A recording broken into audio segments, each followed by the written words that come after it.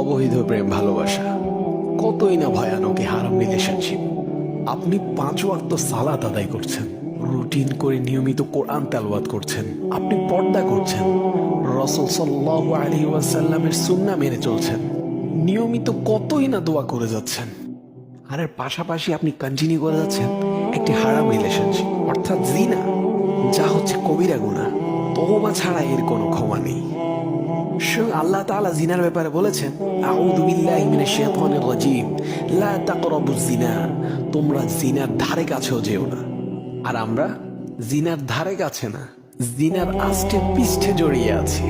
শেষ পর্যন্ত হারাম রিলেশনে থাকা মানুষটিকে জীবনসঙ্গী হিসেবে পাবেন কিনা তারও কোনো নিশ্চয়তা নেই। অধিকাংশ হারাম সম্পর্কের শেষ পরিণতি বিচ্ছেদ অথবা ধোঁকা, অথচ পাপগুলো আপনার আমলনামায় থেকেই যাবে।